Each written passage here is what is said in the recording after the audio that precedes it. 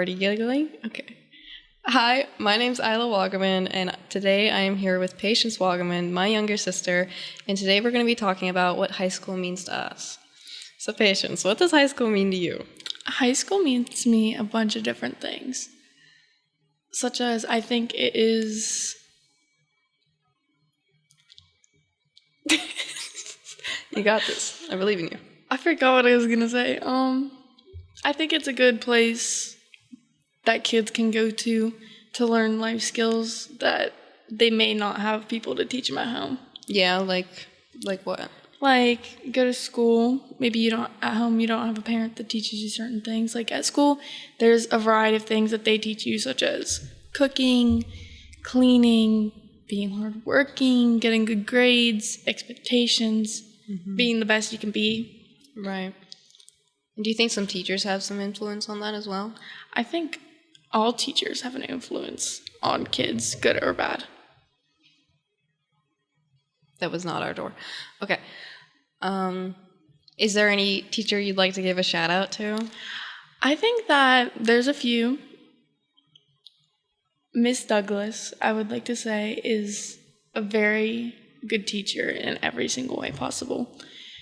She has always shown a kind character to kids, and no matter what kind of day she was having or what kind of mood she was in, she always made sure that she was in a good mood for her and her students.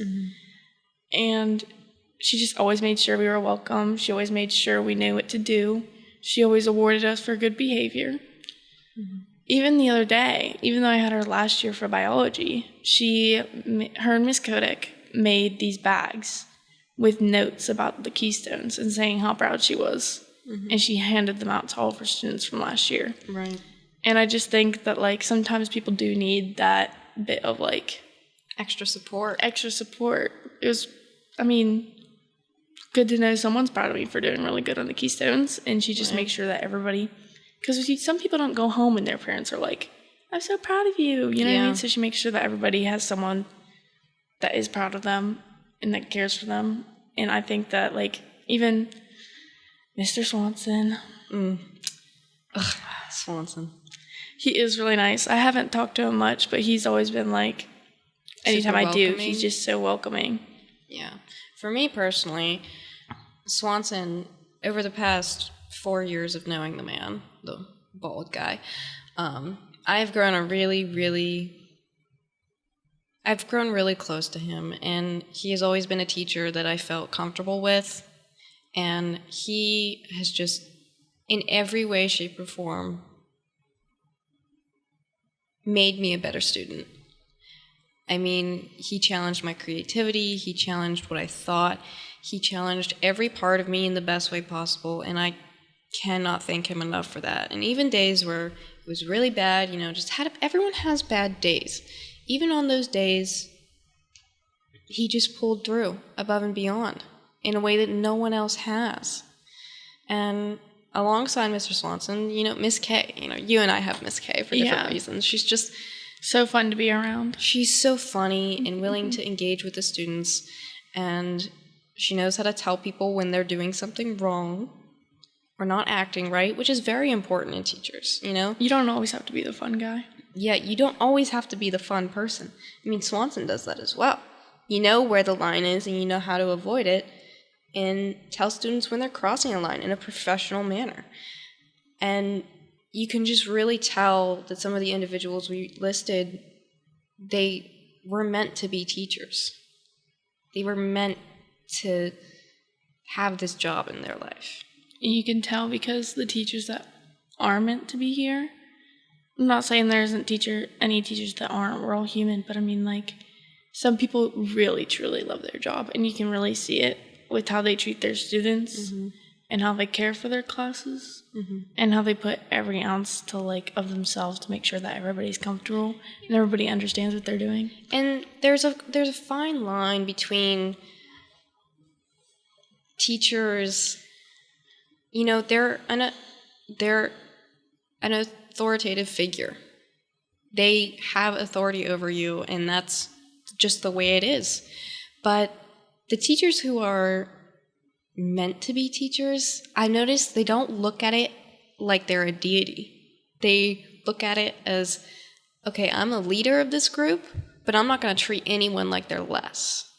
Exactly. I'm not going to treat anyone like they don't matter. And not everybody does that. And I'm not throwing people under the bus. I'm just saying you can really tell a difference in the students that come out of classes with teachers who care and then teachers who don't necessarily have the same morals. Not morals, but agenda. What do you enjoy about our school? I love all my friends. Yeah? I love waking up, and, like, yeah, it's hard to wake up sometimes because it's, like, early in the morning, there's schoolwork. Especially in the winter, it gets dark and everything. Oh, it's terrible.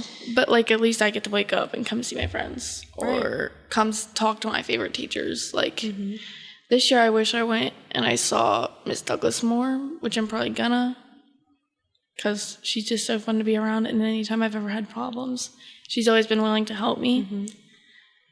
I have a lot of, like, favorite memories here. Like, I love going to Miss Rummel. I was just in her class last period, and she just, like, I don't know. She's very fun to be around. I love lifting, so it's just, like, a good mix.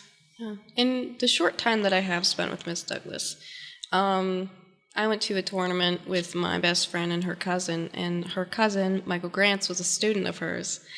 And alongside Amber Bartle, her and her wife came to the tournament to watch them compete at least once. And it was in Pittsburgh. And I just thought that was just one of the most amazing things. Like, talk about going above and beyond. Exactly. Are you kidding me? She just shows, like, how much she cares for her students. There's certain people that have, like,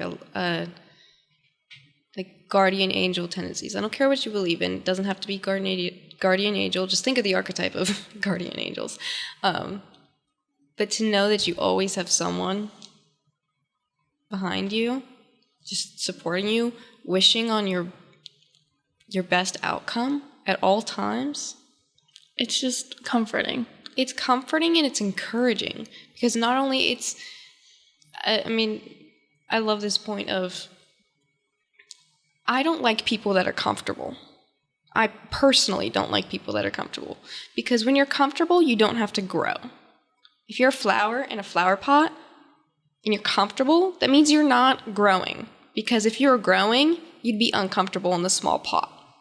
Exactly. People who go through life saying, well, as long as I'm comfortable.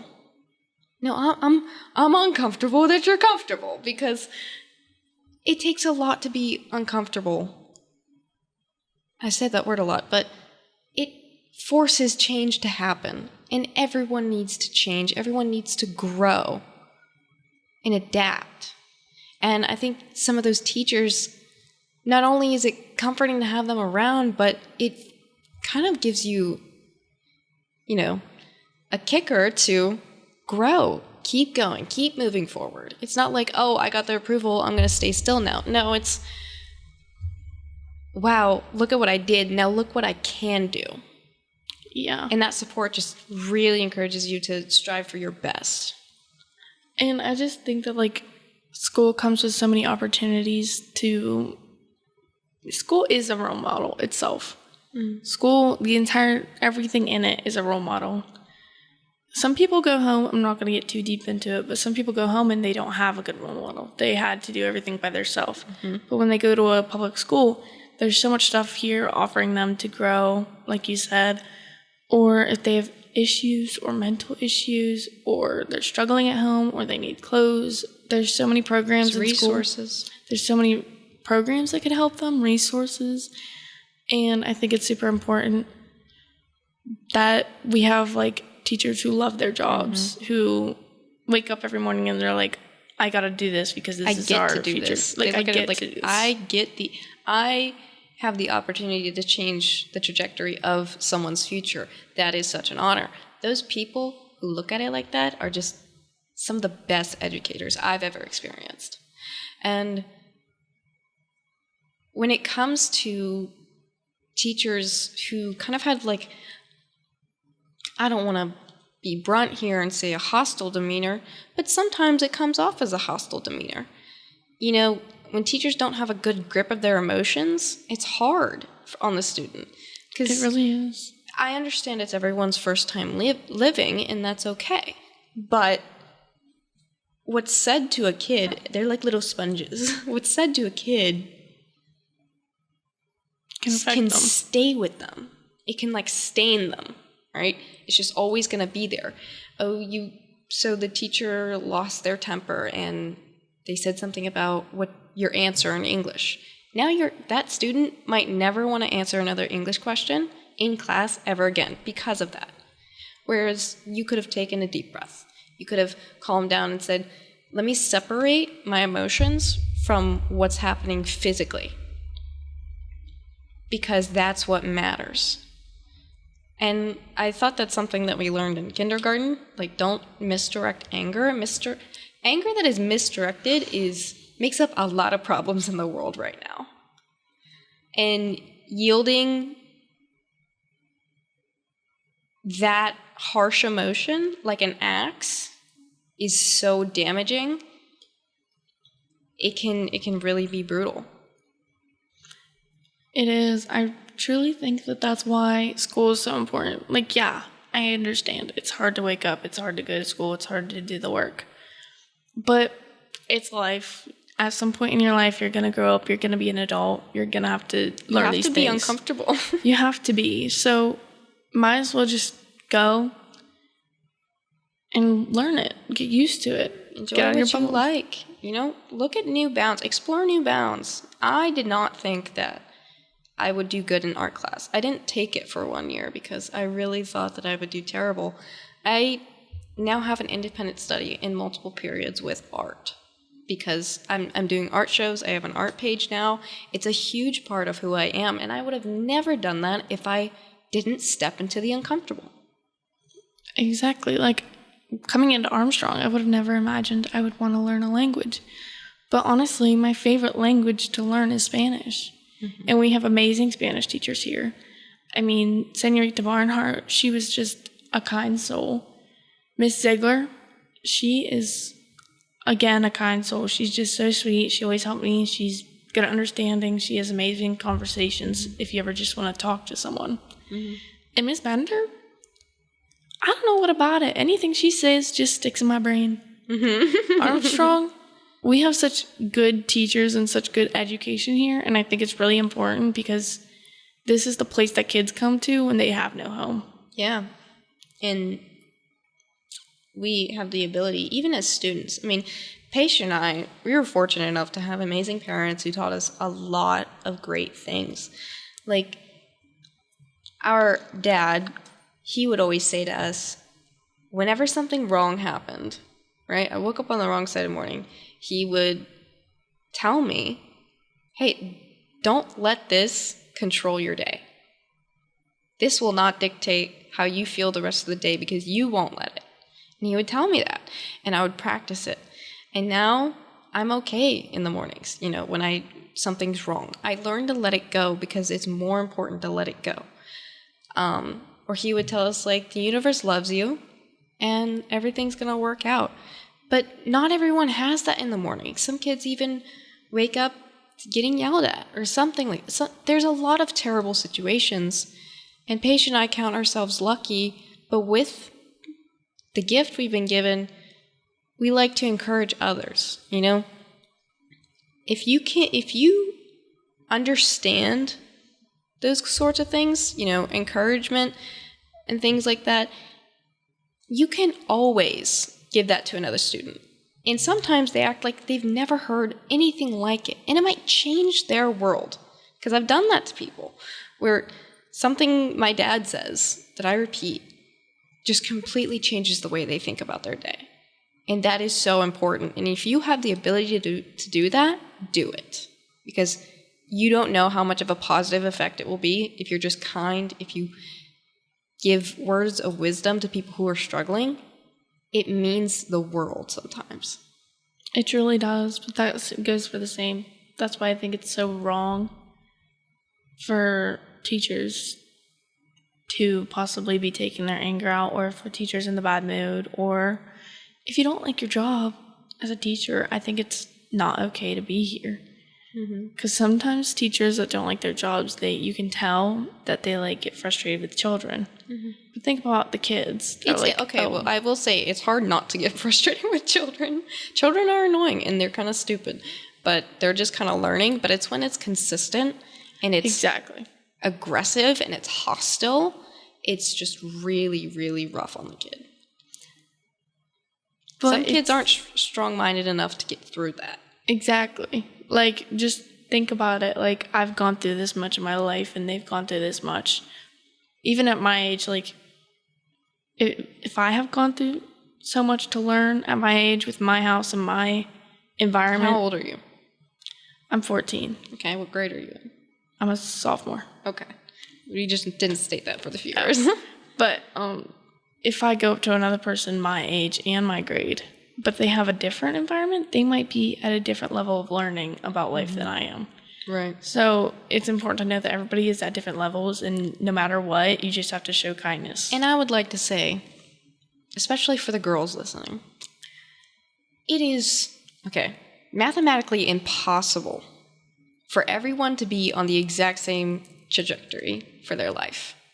You know, what year you get a job, what year you graduate, when you get a first boyfriend, whatever it is, when you get a car, whatever it is impossible for everyone to do it at the same time. So if you see a group of people in school and you're like, well, they all have boyfriends and they're 15, and am I doing something wrong because I'm not a part of that right now? You're not doing anything wrong. You just have to go your own pace, because the system is not set up for everyone to be the same and to have the same life and to have the same outcome.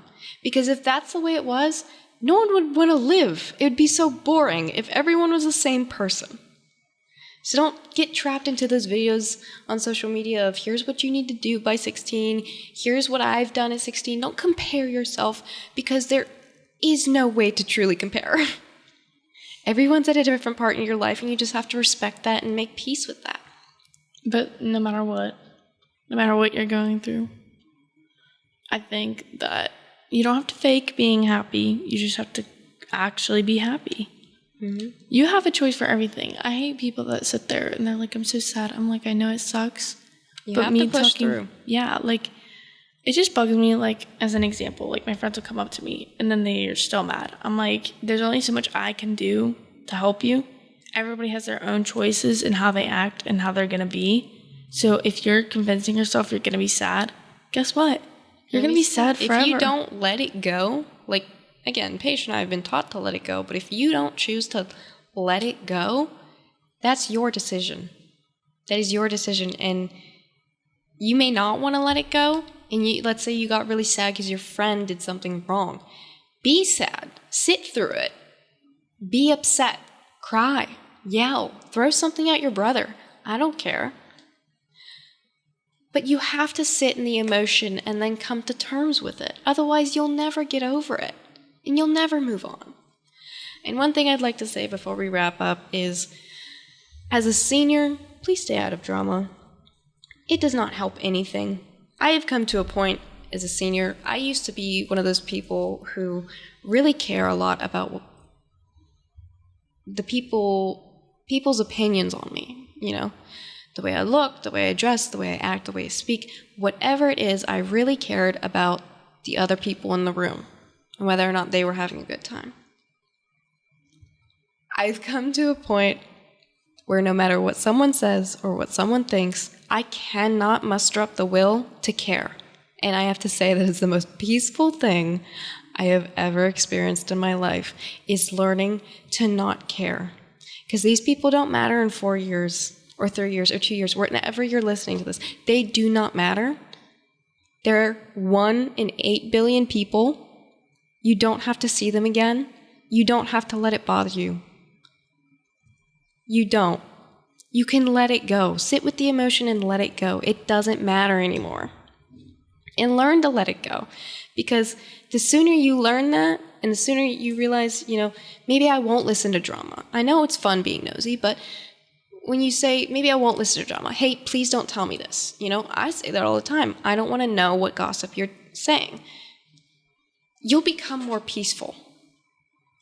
And what people say behind your back is not your business unless you make it yours. And by making it your business, you're doing one of two things. You're fixing it or you're disrupting your peace. And that is your decision to make. So choose wisely. And if you're ever in drama, don't just let it go. Don't just forget about it. Of course, learn from it and drop it. But don't just forget about it, because then you're never going to learn. What if you get treated the same way in the future and you just didn't learn from, letting that pass? Exactly. So you should always learn from it. All right. Well, that's all we have for today. Thank you so much. Thanks for hitting the mic, Paige. Thank you so much for listening. I don't know. Peace out, Girl Scout. I don't know what to say at the end of these.